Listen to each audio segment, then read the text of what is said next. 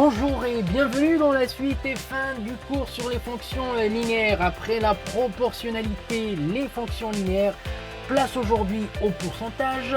Calculer des augmentations et calculer des réductions sont les choses que tu apprendras dans cette vidéo. Commençons donc par calculer des augmentations. Pour cela, nous allons voir donc l'augmentation et la réduction d'ailleurs à travers deux exemples. Premier exemple, calculer donc le prix d'un billet de train après une augmentation de 35%, sachant que le billet coûtait initialement 99 €. Je te propose deux méthodes donc pour faire ce calcul. Donc la première, c'est ce que tu aurais fait, je pense, naturellement pour calculer le nouveau prix. On prendra le prix initial auquel nous allons rajouter l'augmentation calculée en euros. Alors les 99 € que tu vois ici, c'est le prix initial et l'augmentation donc en euros, c'est ce qu'on a calculé en faisant 35 sur 100 multiplié par 99. C'est l'augmentation donc ici en euros. Eh bien, en poursuivant les calculs, ce que tu sais faire très bien, tu arriveras au résultat ici qui est donc 133,65 €. Je te présente maintenant la méthode qui utilise la fonction linéaire ou bien les fonctions linéaires. Alors, avant toute chose, je te présente cette fonction linéaire qui permet de calculer une augmentation. Alors, ça peut être utilisé pour calculer une augmentation d'un prix, du nombre de personnes, d'une population. Bon, n'importe quelle augmentation du moment qu'elle est linéaire, donc peut être calculée par cette fonction linéaire qu'on utilise pour les augmentations. Alors, c'est comme toute fonction, elle va associer à un antécédent ici x, une image ici 1 plus p sur son facteur de x. Je reviendrai sur ça tout de suite. Voici la deuxième notation, celle qui permet de faire des calculs. Alors tu ne le vois pas tout de suite, mais on est exactement dans le cas d'une fonction linéaire du type f de x égale ax, ce que nous avons vu dans les précédentes vidéos. Donc la seule remarque que je vais faire ici, c'est que 1 plus p sur 100, c'est un nombre. Et en le simplifiant, on dira que c'est le coefficient de la fonction linéaire, c'est-à-dire le a dont on parlait dans les vidéos précédentes. Je donne maintenant donc les significations donc des inconnus ici. X, c'est le prix initial dans notre cas. Dans le cas où l'on étudie une population, ce sera le nombre de populations bien au début, lorsqu'on aura commencé notre étude. Et P, c'est l'augmentation, donc le pourcentage d'augmentation. Dans notre cas ici, c'est 35. Voici donc pour le calcul, nous allons utiliser la fonction suivante, c'est-à-dire cette notation, celle qui permet de faire des calculs plus facilement. Et nous allons juste remplacer les inconnus, donc x et p par leur valeur. Donc x, le prix initial 99 € et puis p, l'augmentation en pourcent, ici donc 35.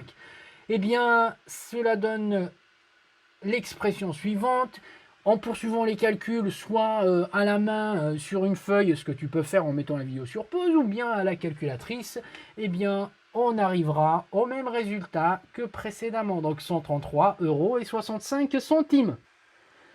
L'intérêt de calculer des augmentations avec ce qu'on a présenté ici à droite, eh bien, c'est que lorsqu'on a beaucoup de calculs à faire avec une même fonction, eh bien, cela peut se faire très rapidement avec un tableau, avec un tableur Excel par exemple. En revanche, pour calculer une seule augmentation, une seule valeur, on peut tout à fait utiliser ce qui est présenté ici à gauche. Voilà. Nous passerons maintenant à un autre exemple pour calculer une réduction. Nous allons utiliser les deux techniques, donc calcul, ce que tu aurais fait naturellement, comme je l'ai dit tout à l'heure, et puis le calcul en utilisant les fonctions linéaires pour calculer une réduction. Un exemple ici qui nous propose de calculer le prix d'un jeu vidéo coûtant initialement 69 € après une réduction de 40%. Donc le calcul permettra donc de donner le nouveau prix en utilisant donc le prix initial 69 € auquel nous allons soustraire donc 40% de ce prix-là.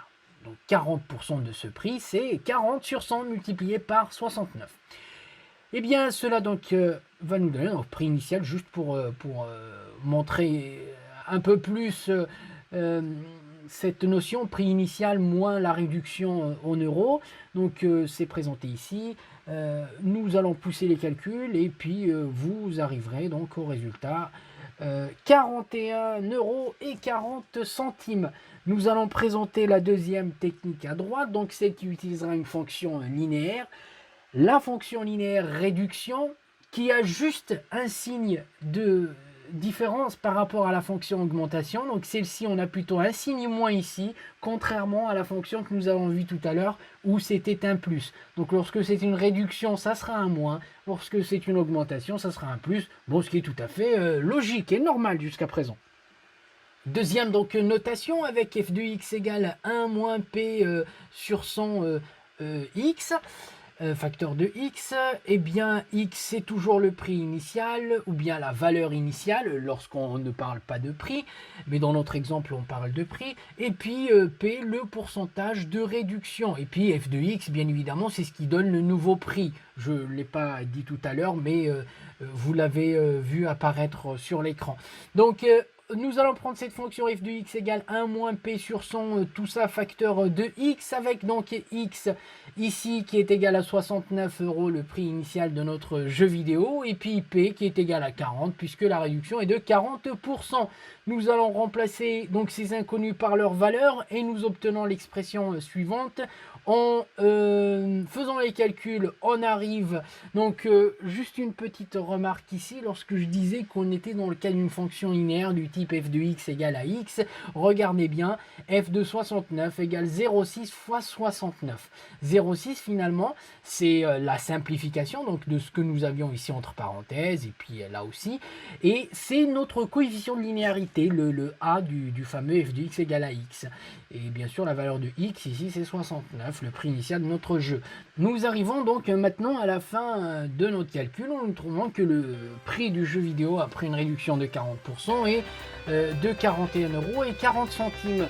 Voilà, c'est tout ce que j'avais à dire aujourd'hui sur le calcul de pourcentage. Je te laisse maintenant faire quelques exercices d'application, donc apprendre, donc plutôt pas apprendre puisque nous allons présenter, mais plutôt essayer de calculer par toi-même une réduction et puis des augmentations, et enfin essayer de calculer un pourcentage en connaissant les valeurs ou les prix, d'accord. Je reviendrai avec la correction de ces exercices très prochainement. D'ici là, je te dis travaille bien.